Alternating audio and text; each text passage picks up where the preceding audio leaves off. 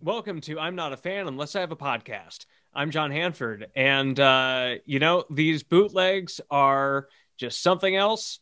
I really wish I could afford more of them. I bought a couple. I just went on I bought. I don't remember because I was inebriated. I was thoroughly stoned when I when I pulled the trigger and purchased Live in London, that bootleg. But yeah, I think I'm at a point where I need to pull back a little bit.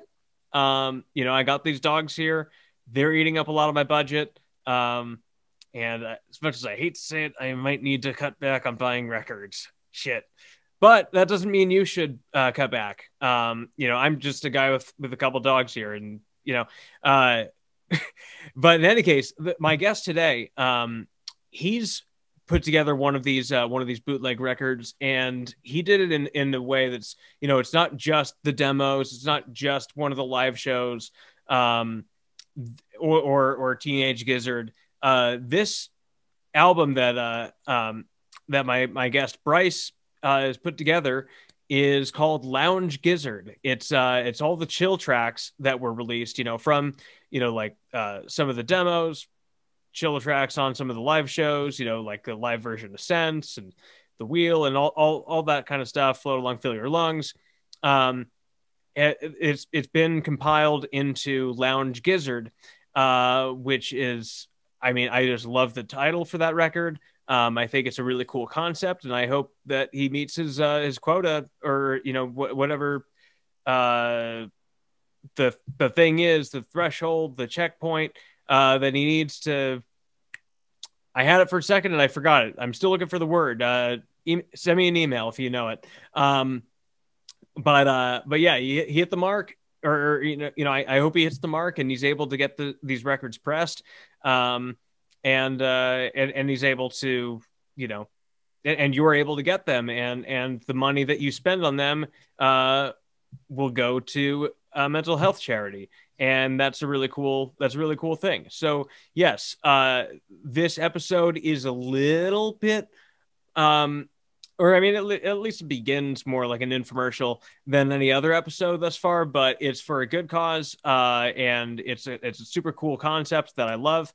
And not to mention the guy that I'm talking with, Bryce, super cool dude, down to earth guy. I had an absolute blast talking with him. And I think you'll have a good time listening to this podcast. So, without further ado, here's Bryce. Enjoy it. I've been a fan of the pod for, I think I've been watching since the second Ricky episode or something. So it was like George Clooney coming on the Tonight Show or something, right? Yeah. I'll have to get Ricky back on. He's a great engagement piece for sure. He's entertaining, but yeah, man. I don't think I really only use Instagram for following Giz, so that's probably the best way to use it, honestly. That's why it's just a bad pun as my handle. But yeah, my name's Bryce. Probably got that from the email. But. Yep. Yeah, I deduced that. I figured your name wasn't actually Odd Months. That is a great pun. You did it. You did it twice. Sure. But yeah. So. You hit me up since you had since you've put together this crowdfunding thing with Lounge Gizzard as one of the bootlegs for just with all the files that they shared from their live shows. I absolutely love that concept of just like a chill live Giz album. How did tell me how did you how did that come to mind to do that? Well, yeah, I appreciate you letting me coming on to promote it. But so I'm a pretty big Giz fan, you know, maybe bordering on fanatical. But my wife, she's kind of borderline. So there's only certain types of Giz that I can play in her presence, you know. Yeah. Um, Fishing for fishies, you know, paper mache sketches, stuff like that. Some stuff off of Polygon, but you know, we were riding around listening to the live Sense from Brussels, and the name just kind of came to me. I mean, they had just announced that they were doing the bootleg series and allowing people to put stuff out. So, yeah, started with the name, and then played around with the track list, got that put together, and then she's a painter, so she offered to use her artwork for the cover. Yeah, I saw some of the artwork, and is that one of her paintings that's behind you? Yeah. Yeah, it looks very, you know, it looks So like a that's kind of it similar for style. scale. Yep. Yeah. This particular one isn't used on the cover, but so what we did is we took some of the paintings that she still had around the house and then kind of put in some hidden images of different Giz figures. Oh, I didn't look that closely. The only one that's really visible on the Q rates, because all of the images that are used on there currently are kind of early mock-ups that have since been replaced. But you can kind of see the Giz lizard kind of faintly on that very front cover, but otherwise you wouldn't really find anything if you were looking around. Word. But yeah, so we got that put together and then, you know, just decided to make it a charity project. I think there's so many of those Q race projects that are, you know, all over the internet now. So just to do something different that might gain some interest. And really the only way that we could make it affordable or really to do it in the green as a crowdfunding project, because they won't let you launch one in the red, was to do 300 copies, which might be hard to hit. We're about 42% of the way there. I'd say. I saw you guys had like 125 or so confirmed out of the 300. Yeah. And, you know, every time I post somewhere, we get a little pop in the numbers. You know, without advertising, it's probably been about 5 or 6 a day, but you know, just trying not to spam too hard on all the different message boards. Yeah, I mean, it's a really tough, I don't know, tough nut to crack, I guess. You know, just with like the frequency of spamming, because you know, obviously you want to get the thing funded. It's a cool project. You know, you're the only one that's doing that specific thing. I should like, you know, I want to see that shit get funded, you know, but yeah, us too. I mean, I just want to have my own copy. I mean, that's the main thing, you know. Yeah. I mean, for charity, that's kind of an added bonus, and then having something cool out in the world that we created. For sure. What's the charity? It's NAMI, the National Alliance on Mental Illness. Oh, okay. Yeah. So it's probably, you know, they call themselves the largest grassroots organization that advocates for people with, it mostly focuses on people with severe mental illness. Nice. It's a really good organization and a worthy cause, especially now, you know. Of course, you know, I listen to your podcast to kind of avoid you know, everything that goes on in the news. Yeah. But you know, especially right now, I feel like, you know, putting money into mental health resources is a good idea. Yeah, definitely. I can't argue with that. I think that's great. And also it kind of ties in with the, you know, with the theme of the album, you know, being a loungy type of thing. I mean, yeah, not that psych wards are an especially chill place to hang, but like, but just in terms of like, you know, keeping it sort of loose and just, you know, chilling out with the mental health. Like, yeah, I love that.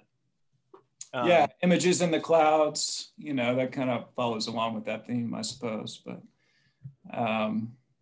yeah, so when did you guys get into Giz? Well, so I guess the first time I heard him was back in 2015. So I use this website. It's called All Music. I don't know if you're familiar with them or not, but every week on Friday, they put out a list of all the new albums of the week. Huh. And, you know, it has a picture of the artwork, and then it gives their score and then tells you a little blurb about it. And it covers, you know, just about all different genres. But when Paper Mache came out, they had a little write-up on it. And then, you know, the name of the band, of course, was interesting enough to get me to listen to it. But, you know, I had that album on pretty heavy rotation for that year. And then I remember, you know, eventually one Friday, Nonagon popped up on the site, and I listened to it, and I probably listened, you know, and that's kind of how I do it, unfortunately, is like I'm looking for the next new music to become obsessive about. I'll play like the first half of the first song, you know, and if it's something that grabs me, then I'll continue to listen to it. But I remember, you know, Robot Stop comes on, and I'm like, it's kind of different. You know, I was expecting more Paper Mache. I didn't go back through any of their earlier albums at that time. And, you know, so I ended up not even listening to the rest of the record, putting it away. And then it wasn't until, I guess, 2019 that so I was already kind of primed for heavy music because like Tool put out their whole discography on streaming services. And then their new album was coming out, I think a week after Rat's Nest. So I'd already listened to a bunch of heavy stuff. Yeah, it was out around the same time. Or it might have been the week before. Yeah. But so I checked out Infest the Rat's Nest, kind of waiting for their new album to come out.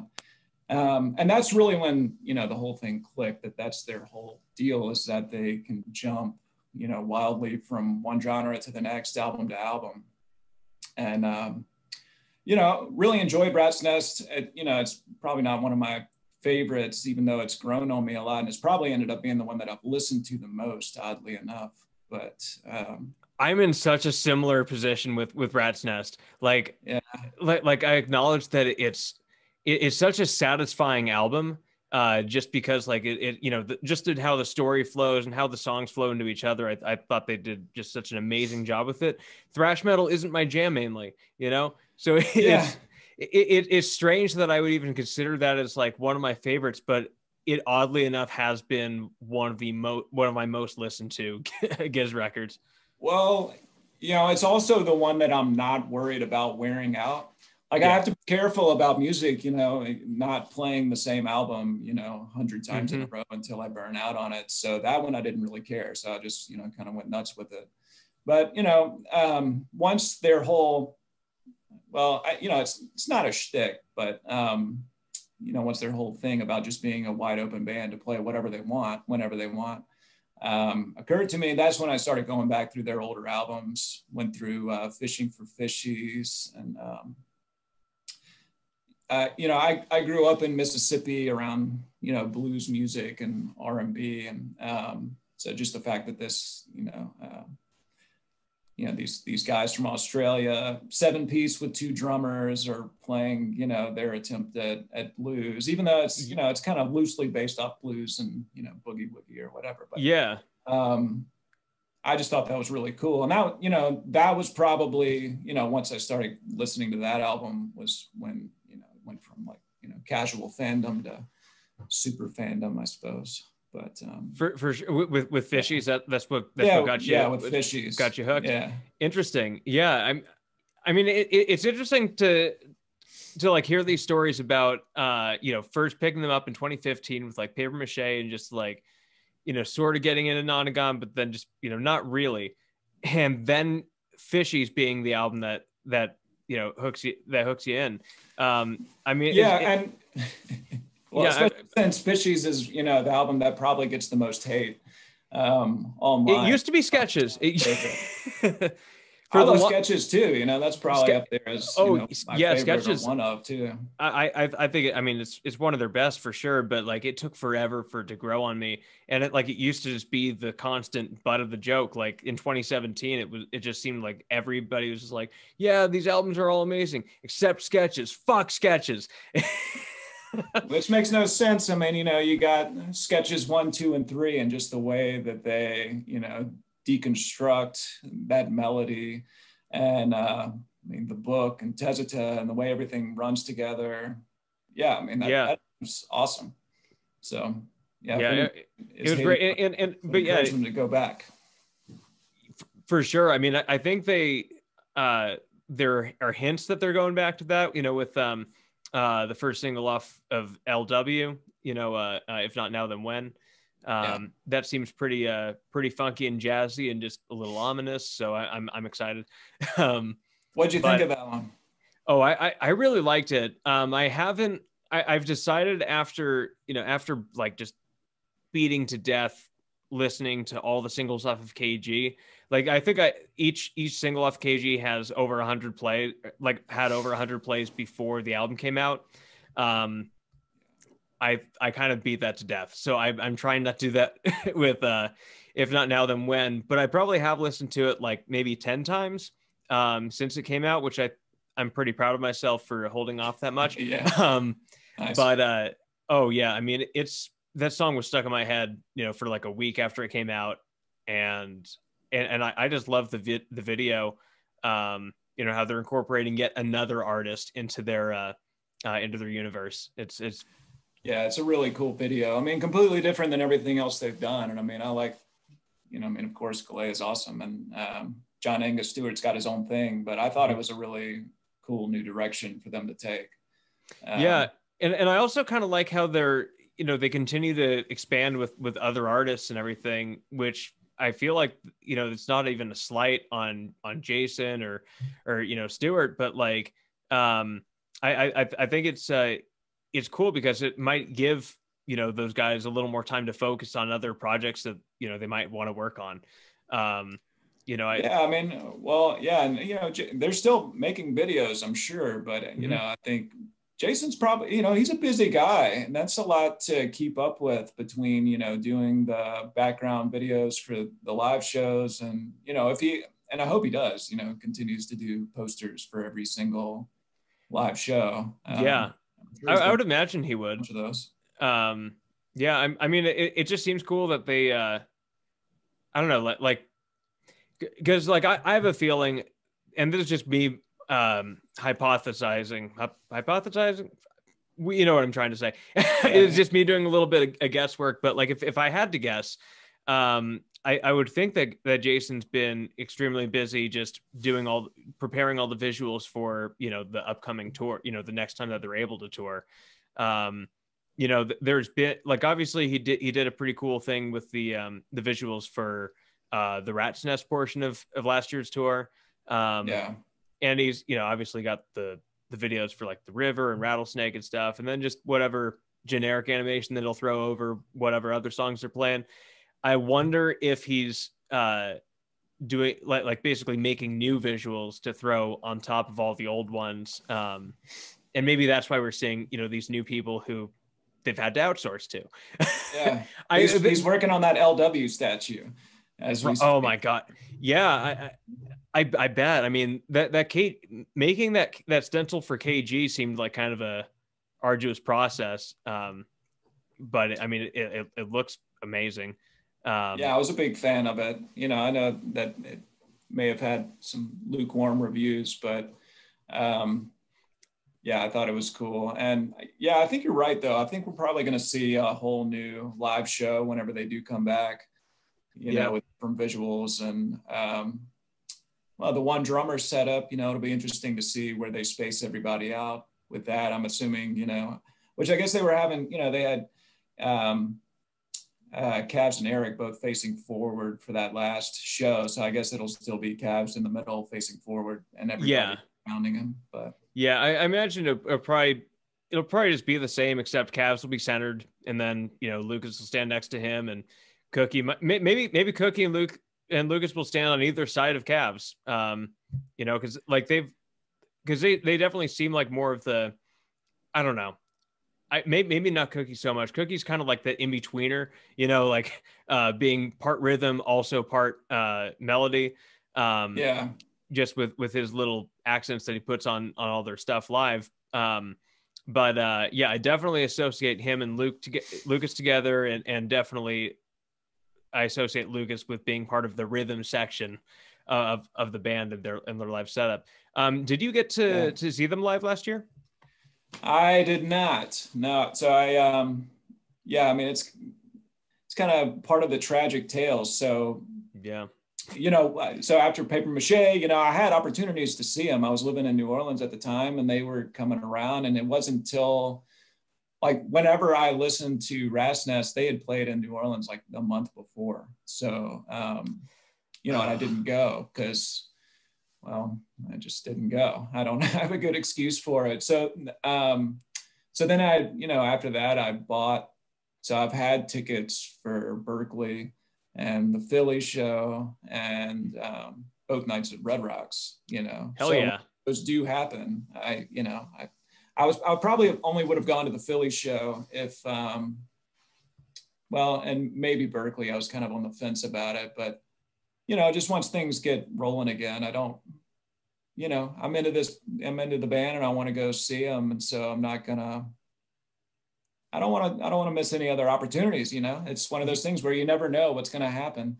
Yeah. And plus, Rock's just going to be awesome. 2 nights with 3 hours with no repeats and for sure 5 more albums to play from.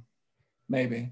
Yeah. I don't know if you saw that German interview that, of Joey that was translated, and he said, I think this was last week, but he said, you know, maybe 5, maybe more albums for this year. Oh shit. No, I didn't hear that.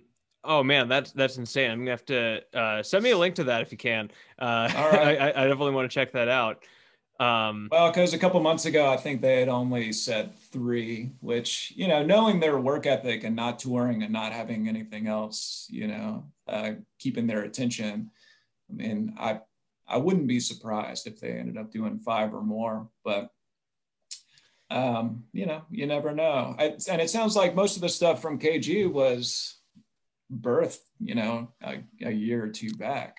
Yeah, I mean, definitely Honey came out of the Sleep Drifter Jam, you know, from like 2018 or so. And yeah, it definitely seems as though they had a lot of KG already written and possibly also a lot of LW written, you know, mostly beforehand. And then, you know, just before recording, they did some last minute changes to keep it relevant. But yeah, it's always hard to imagine what the King Gizzard inventory looks like, you know, at any given point. Like how much stuff does Stu actually have on the back burner or up on the shelf, you know, that's like basically ready to go, you know, in just a couple months of production.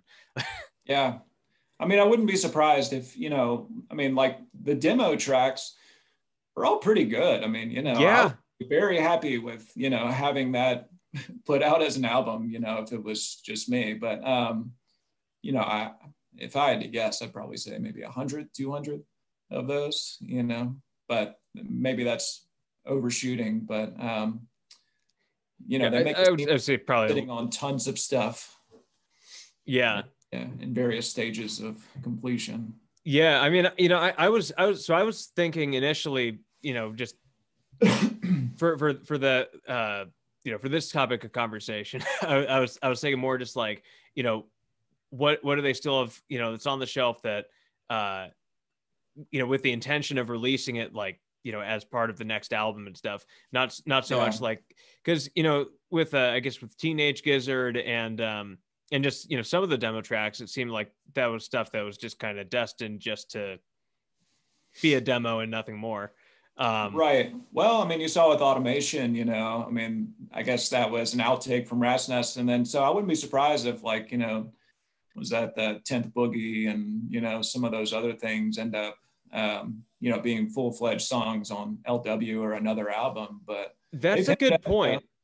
I wonder, because how many boogies do they have to this point? Like, because they've got I guess Cutthroat, Bitter, Boogeyman Sam will count it, Plastic Boogie. So we got at least Boogie. 4. Which one? Cy Boogie. Oh, Cy Boogie. How could I forget? Yeah. Boogie. So we got at least 5 boogies. Yeah.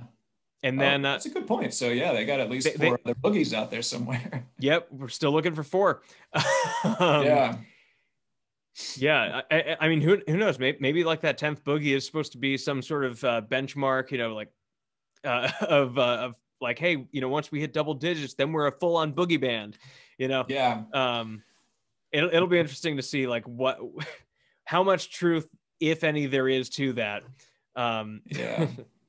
Well, and they're always kind of vague in their interviews and keep stuff close to the chest. But I mean, it sounds like they've already got 3 albums kind of ready to go. They may have said that before KG was released.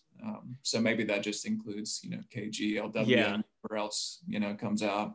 I hope that didn't include Live in San Francisco. Yeah, I wouldn't think so. I think that was just kind of a bonus. Yeah. Which is a great show too. That was fantastic. Seen them back then. Yeah. Did you happen to buy the video version? I did. Yeah. $5. I thought it was good. The cuts went really fast, so it was kind of dizzying at times. But it was an enjoyable watch. Did you get it? Oh yeah.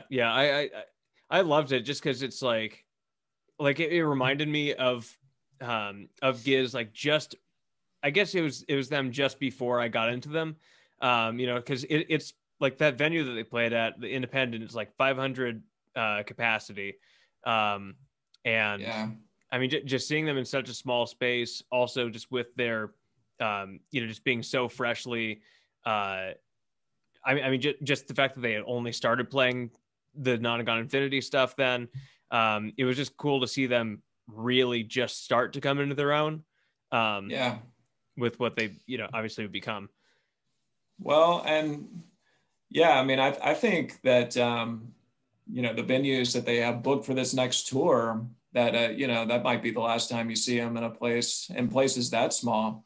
I mean, none of the shows have sold out yet, but their fan base has grown a lot in just the past year, even since I've started following them. And I mean, if they do put out 5 more albums, or even just the 2 or 3 this year, that's going to be a lot more people jumping on board. So yeah, I do. I don't know. I hope they don't become an arena band.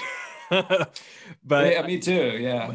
But I also think if they did, they would find a way to make it work, and it wouldn't suck. Yeah. But yeah, some of these clubs that they're that they at least that they've got scheduled, I mean, they're not huge places. Yeah, I mean, they've been pretty good about playing it like sort of medium to large scale places.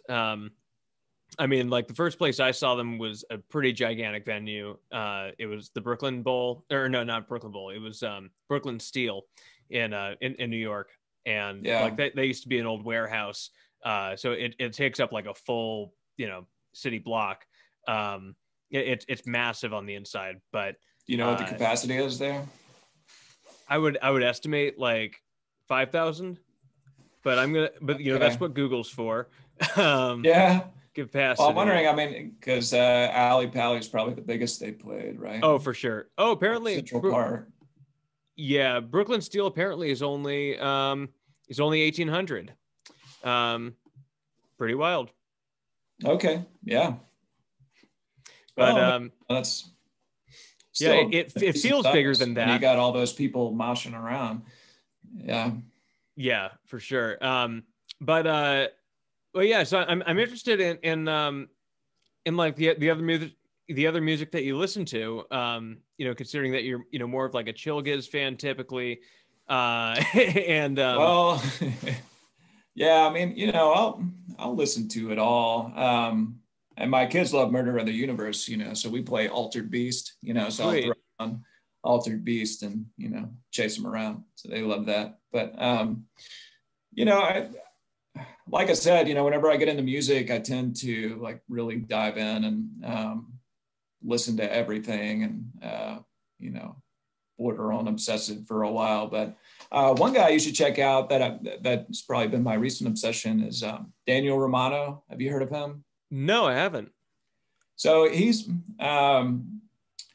put out 11 albums this year, last year, 2020, and they're all pretty good. And similar to Giz, you know, he likes to genre hop too. So, you know, it'll be straightforward rock and roll. He's got punk rock. He does country, British folk. He did one, which is a 24-minute track with Danny Carey from Tool on drums. Yeah. So he's all over the place. Most of that stuff's just on Bandcamp, but you know, my favorite album of the year was one of like his major releases. It's called How Ill Thy World Is Ordered. And it's rock and roll, you know, it's got some like Beatles type influences, but he's only got like 10 to 12,000 Instagram followers. So he's still, you know, for his output and how good he is, you know, as far as, you know, his lyrics and his melodies, most of those, you know, 10 albums he recorded himself, but they sound like legitimate albums. They don't sound like demos, you know, they're all fully formed. And yeah, I mean, there's a lot you can do in a home studio now. Right. Yeah. You know, it's absolutely wild, and this is a little unrelated, but on the note, you know, on the same note as home studios, I have a friend out here in the desert who like I just went over to her place for the first time the other day just to pick something up from her, but she's got like these she builds these domes that are like underground, like they, you know, so like just the top will stick out from, you know, like on the land, but then she just like digs out these holes, you know, like probably 8 to 10 feet deep, and she put a recording studio in one of them, and it's just like this super cozy spot just to, like, I don't know, isolate yourself for like a weekend and just record shit. It's seriously an otherworldly concept to me, but it just blew my mind to see like this whole thing might actually be cheaper to build yourself than to rent a studio. Yeah. Well, yeah. I mean, what's the dome made out of? It's geodesic domes, or it's not geodesic domes, but it's they're made out of sandbags. I think it's just like a combination of sandbags and barbed wire, and then like mud on the outside. So like they're super insulated and soundproofed. And just like, what do they call that stuff? I can't remember. Yeah, I don't know the the name of the technique, but it was just fascinating to me. Yeah, that's cool. Yeah, we looked into that for, you know, whenever we were going to live out in the middle of nowhere and, you know, try to be off the grid and build our own place, but you know, that dream hasn't materialized yet. But yeah, speaking of like underground venues, have you seen any shows from Bluegrass Underground? Are you into bluegrass at all? You know, I appreciate bluegrass and I like it. I actually have a lot of family and or not a lot of family, but I have a few family members in Canada who play bluegrass. And you know, so I just know of it through them, but I've never really spent the time to, you know, give it a proper listen. Yeah, well, it's a cave that they do concerts in Tennessee. It used to be in another cave, and now it's in a, you know, some sick cave. And so and they record it for TV, so they end up, you know, they put the shows on PBS. But I mean, they get a lot of crossover stars, you know, and big acts too. It's not all bluegrass, but I mean, if you YouTube that, I mean, you can find a lot of really cool shows. Yeah. But I've never been to a show there, but that's, you know, that's on my list of things to do, just to hear what that would sound like. But I don't know, you know, when the next time we're all going to be in a cave together. I mean, yeah, you know, bats tend to live in caves, so I don't know, but that is such a cool venue. I mean, just like idea for a venue at the very least. Like, I would love to see King Gizzard play in a cave. Yeah, they do really well in a cave. Yeah. Universe in a cave would be cool.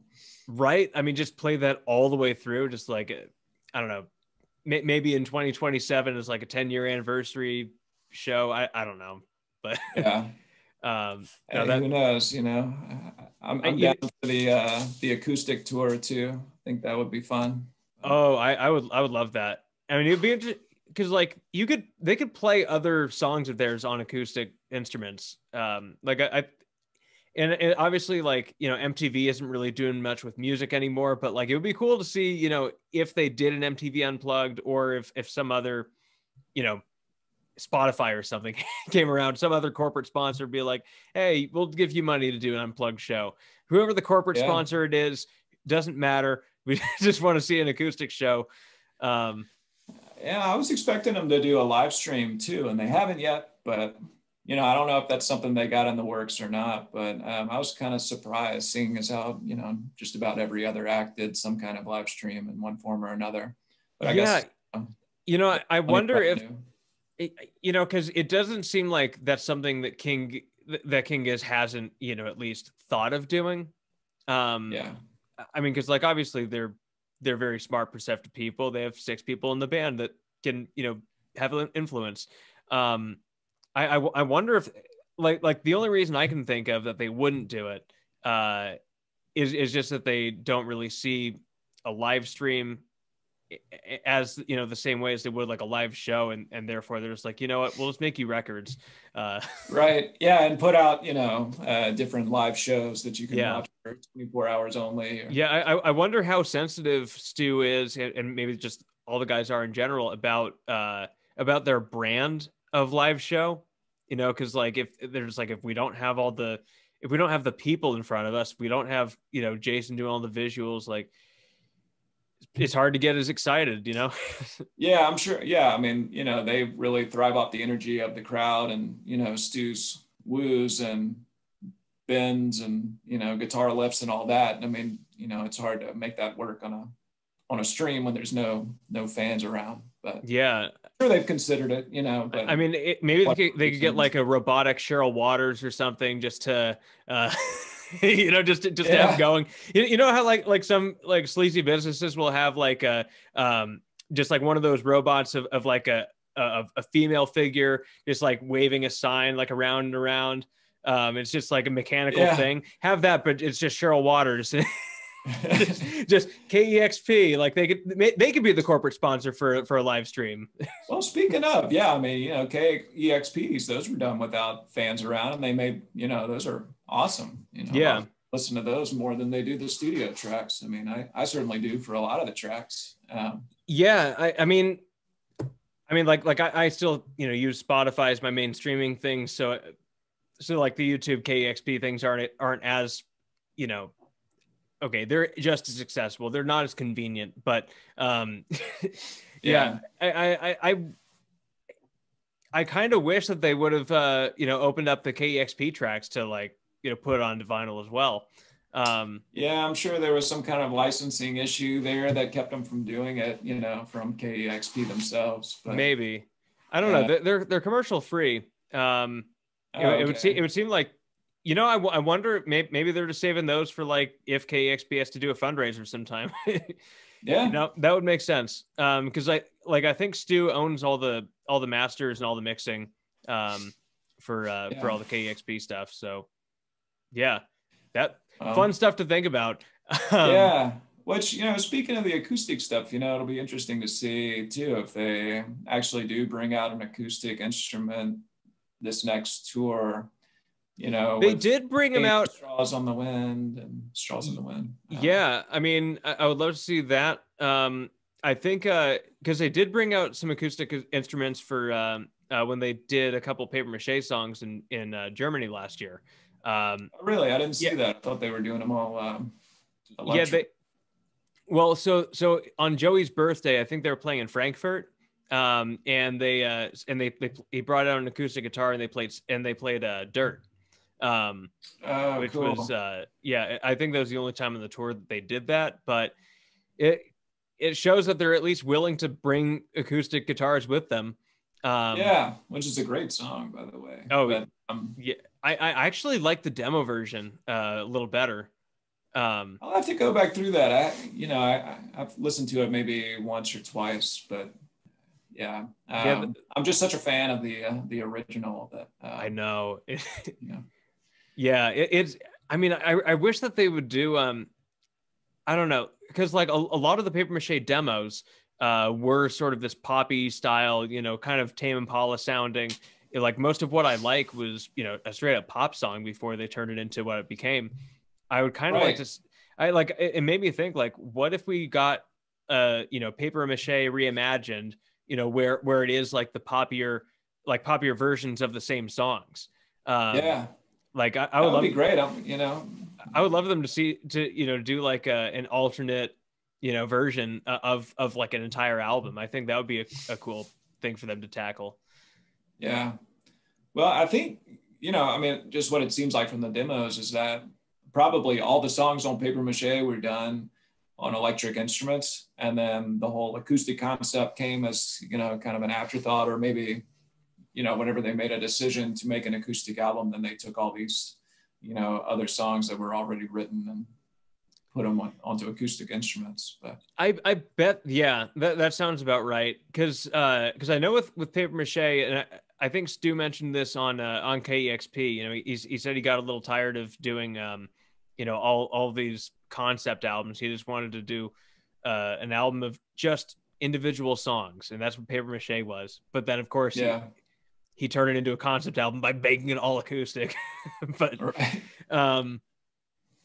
yeah, I mean it's but yeah, it's interesting, like to no end for me how all the stuff comes together for them, just like what that process is. Because like, I don't know, like the fact that I still haven't really gotten anywhere with finding my answers or anything like 50 episodes into this podcast. But like I just still love talking about it. It's I don't know, it's fun. Again, with 6 members, which I guess, Lucas probably isn't writing many songs. Maybe he's writing some bass lines here and there, but, between the 4 main between the 4 songwriters, I'll count Cookie, even though he hasn't had a song in a while. Well, yeah, some of us didn't sing on it, but yeah. I mean, and actually Cavs gets, I think Cavs is their third most frequent songwriter. Like I think he's one of the most credited people in the band, as far as the songs go. And Ambrose, I think Lucas might be the only one with no credits. Yeah. Sorry, Luke. He's on Hungry Wolf of Fate, I think. Oh, is he? Okay, nice. Yeah. Well, in that case, I stand corrected. Hell yeah, Lucas, get it. Get them credits. Just assumed Cavs was getting his name on there just for laying down the drums, I mean, but that's fair. I mean, too. Yeah, I think that like just how just the drums they play such a big factor in their sound. I think you do have to give them that credit. Right. I mean, it is pretty integral. Like because self-immolate wouldn't be self-immolate without that. And then the fill after in the intro. It's like, yeah. You got to have a songwriting drummer for to keep the band going. He makes the band, really. I mean, all of them bring something different, but I mean, his drum beats are just so unique and cool that that's what catches your ears whenever you're listening for the first time, or whenever I'm showing somebody it for the first time. I mean, it seems like that's always the first thing that they latch onto is the drumming. Yeah. I mean, it's the thing that grabs you like immediately, Yeah. A lot of snare fills. I mean, it's just also precise. And you don't always get that with drummers. Like a lot of the time I think you take it for granted, but you're not always hearing drummers playing like those 16th and 32nd notes, just his fills are absolutely nuts. And I don't know enough about drumming to keep going in a way that sounds smart. Yeah, me either. I have drums, but I'm not, I'm not very good at playing them. Yeah. What do you play, or do you play music? Yeah. I grew up playing guitar, so, acoustic and electric guitar. And then really, you know, not to go back to bluegrass again, but back whenever I was, you know, 17, 18, I got really into bluegrass. So I started playing, you know, all of the bluegrass instruments except, you know, upright bass. I've never gotten one of those, but, you know, banjo and fiddle. Those are pretty hefty. Yeah, take up a lot of space and are heavy and expensive. But that's cool. You play banjo? Yeah. Yeah, you know, I dabble in all of them, but I haven't, you know, mastered any. I'd say guitar is still my main instrument. So I still, you know, try to play around and record stuff. But yeah, I've seen some of your stuff online, you know, it's good stuff. You think you'll appreciate it, man. Yeah, you think you'll do something with it? I know, you know, the comedy seems to be the main thing right now. Yeah, I mean everything is just in a major holding pattern right now, just because, you know, like right now I don't really have any opportunity to get on stage, you know, for comedy or music. So I'm sort of trying to, you know, just take a step back and just get back to writing. And whatever I write, I have a few different things in mind. And one of them is to basically do a hybrid, you know, music and comedy act, or at least incorporate some music into the comedy. The only thing is I just can't stand a lot of other people that do that. So like I feel like there would be some hypocrisy there, but I know that's like just a thing I got to get over. Well, there are a few people, you know, who have done it pretty well. So, I mean, it can be done. Yeah. I mean, Tenacious D was one of my favorites growing up. I mean, they're tremendous. I'm Adam Sandler does it well, you know, if you're into Sandler. Yeah, Sandler is tremendous. I mean, Steve Martin with the banjo. Yeah. I mean, it definitely can be done. It's just, I don't know. I think it's more of like a confidence thing, because I haven't yet written anything that's like funny and, you know, good musically. There's like some stuff, but it's, you know, it's very half baked. It's tough, you know, to make it not cheesy, but yeah, and I would like to find a way to make it, you know, to do like some comedy psych rock, because nobody's doing that, and that would be fucking fun. Yeah, those are the things I love the most, you know. Maybe I'll I don't know. We're not even 10 days into 2021, but I think that's my resolution. I'm going to try to make that. I'm going to put that shit on my revision board. That's cool, you know. Well, I mean, you got to be unique, really, to stand out, I suppose. But yeah, do you have any gigs set up? No, nothing. Nothing on the horizon. I mean, it's, you know, just everything is very much in a holding pattern. I imagine once because like I'm in California, so everything's just like they told us a month ago or the beginning of December, it's going to be at least 3 weeks. And here we are 5 weeks later, honestly, about what I expected. But ultimately what I expect is that you can't really make any plans until, you know, until there's any inkling that stuff's going to get lifted or, I would imagine I'm probably not going to do anything until probably March or April. Obviously, like, I'll make it known. Once that's right. I forgot you were in California, and you guys are on pretty strict lockdown right now, right? Yeah, I mean the cases are absolutely insane in LA, in Southern California. At one point, because like I'm in San Bernardino County, and it's a gigantic county, but at one point the infection rate was 25% of people that got tested were testing positive recently. So yeah, you know, I'm just staying in with the dogs, taking them out, going to, you know, how is dog life? Oh, dude, I'm like brand new to being a dog dad, and it's been wild just to see like my paternal instinct just kick in. Like, I don't have kids and I don't plan on it anytime soon, if at all. But these dogs are just like, they've just totally rocked my world in mostly a good way. They have kept me from playing guitar more frequently. Because like I'll start tuning up and then they'll start barking. I don't know if they had some sort of trauma with an acoustic guitar before, but they're not a fan of that low E. Yeah. Are they puppies or? One's a puppy and the other is the mom. So the mom's about 5 years old. The puppy's about 10 weeks at this point. Okay. So yeah, but Well, they're settling in. But yeah, I good think to we're have a companion in these times too. for sure. I mean, it's yeah, it's amazing just to have a couple dogs to sleep with. Like they love cuddling with me, so it makes sleeping a lot easier. I don't need a weighted blanket Yeah, yeah, or melatonin or anything. yeah, Yeah, I just smoke weed and go to sleep with them. yeah.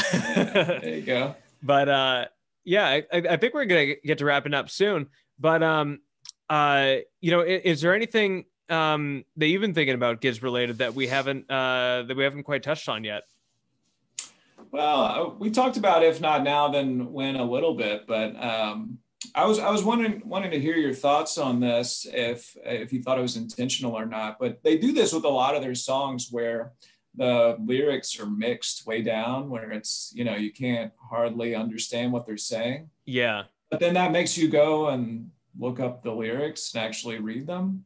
So I don't know if if it was somewhere in between where they were more audible and you just were just picking up the chorus. Maybe that was the whole idea. Do you think so? To get people to actually read it and think about it.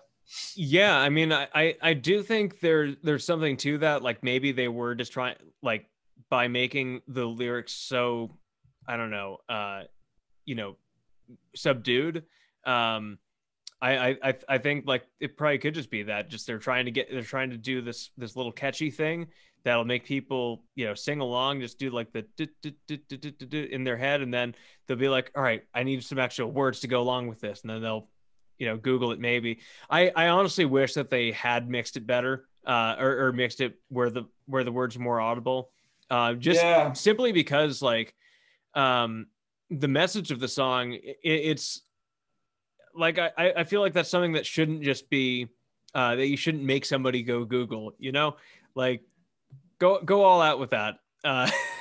Right. Well, I mean, I guess I saw the lyrics on the video. So if you go on YouTube to watch the video, in the description section, that's where they've got them. But I mean, he's obviously really good at mixing albums. I mean, he's made some really great sounding stuff. I mean, Yeah, I think it's just a matter of creative license, more than like whether it's actually good. I think it's just subjective. Right. Yeah. I mean, I have to imagine it's intentional that that's what he wanted. But I mean, the only other reason I could think of would be that, maybe he's just kind of self-conscious about his voice. And so mixes it low in the track. But if you're self-conscious about your voice, don't sing falsetto. It's or only do falsetto. Be like Neil Young. Yeah. Well, yeah, who knows, but other than that, I'm just excited about, to see what the rest of this year has in store. That's one great thing about being a fan of these guys is, and, Romano for that instance, when you got people that are that prolific, it's like by the time this episode comes out, they probably got something out, or at least have hinted at something that's going to be coming. You never know. It seems like there's something every week with these guys, but yeah, I mean, I hope so. I hope we get something. I hope we get the full album sooner than we get more singles. Like again with KG, I keep hammering, just really hitting on this point, but like if they keep releasing singles, I'm just going to listen to those to death, and it's going to ruin the album experience for me. I mean, even though KG is one of my favorite albums, I wish that I hadn't listened to the singles that much, just because like it screws up with the song that I'm expecting to hear next. Right. Yeah. But same way, it because this was the first kind of new album release that I'd followed with them from start to finish. And I mean, I really wore them out, and it was nice. You still got 6 more songs or so that were brand new. But the other thing that I noticed was that I found that I like the songs better whenever I listen to them first without the video, because I feel like that allows me to kind of form my own mental picture or paint my own picture for the music. And then, you watch the video after, and then that kind of, it shows you, what their visual ideas were for the track. But like, so some of them, you know, because Honey was okay. I watched the video with that the first time I heard it. You know, since then, you know, the song's really grown on me. But a lot of people didn't like Some of Us, but you know, I listened to that. It's like a, you know, Korean radio leak. I don't know if you heard that or not, but yeah, I just, you know, it clicked right away with me. And then, you know, the video is kind of lukewarm on. So I have a feeling that if I had started with the video with the song, you know, as being my first experience, I don't know if I would have liked it as much. Yeah, you know, I think because I definitely saw, like, both with Some of Us. I mean, actually, I think with every song they released from KG, I watched with, you know, the video first time through. And I guess you know, what I was going for with that was just like, I wanted my first time to be everything. Yeah. You know, but like that experience. Yeah. It's, you know, totally immersive, but like you also bring up a good point. Like that might actually take away from stuff you pick up on audioly, you know, otherwise. So yeah, now all of a sudden that's a new decision I'm aware I'm gonna have to make when they release the next video. I'm just like, fuck, how do I want to enjoy this for the first time? Something to consider. But yeah, I've also been, you know, trying to pace myself with if not now then when. I mean, I love the track, but I mean, you know, if they are going to do 5 albums this year, you know, even 3, you would imagine that they would try to space them out evenly. And you know, I imagine they haven't released a single yet in January, and they have released something every month since what was June when Honey came out, or July. Yeah. I think early July. Yeah, I think early July is when Honey came out. So but late February or March. Yeah, I think because in 2017, I think Flying Microtonal Banana was the first album they released of the 5, and that was I want to say in February. So if we could get LW in February, and then, you know, March comes around, we get something else. April, you know, it just keeps going. Yeah, get one every 2 or 3 months. Yeah, happy man. You know, I mean, I'm happy with whatever they decide to put out. You know, well, you know, I hope it's not too soon, because I want you to meet your crowdfunding goal on the on Lounge Gizzard. So everybody go check and I'll link it in you know, I'll put a link in the description to Q rates, so people can go check that out. And what's the deadline for that? We have got, oh gosh, I know it's 22 days from today as far as whenever this is released. Okay, so it'll probably be January 29th? 2 weeks. Yeah, about another 2 weeks from when this is released. So all right, cool. Well, I would appreciate the support. Yeah, for sure, man. I'll probably put this out next week, and that way, you know, you get close to that crowdfunding goal. But dude, I absolutely love what you're doing with that. I love your wife's art, and I the fact that you guys are collaborating on this, the fact that your kids love Murder of the Universe. It's like you guys are onto good stuff, and I think you're doing a great thing for the whole Giz community. And thanks, man. Yeah, I hope we can get this off the ground. You know, I'm really excited about it. I don't have any other records that are just clear wax, so I think that'll be cool to have and to hold forever. For sure. And also, you know, hopefully that, you know, you get some of those sent off to Gizzverse USA. So we got some set aside for them. You know, 30 copies or. Hell yeah. You know, yeah, at least that's the plan for now. But yeah, you know, we'll see. We're making our way across the finish line slowly but surely. But yeah, I would appreciate the support of anybody out there. If you guys, you know, if you like the art too, you can check out Natalie's Instagram. It's at Natalie Blanton Art. Sweet. I'll put some links in the description, and then yeah, people give her a follow and pre-order this record. It's great. Anyway, Bryce, thank you so much for coming on the podcast. I really appreciate your time, and again, best of luck with the crowdfunding. Thanks, man. Yeah, really nice to meet you. Look forward to seeing you at Red Rocks or Berkeley. Yeah, both, everything. Yeah. All right, see you, man. Thanks for listening, guys.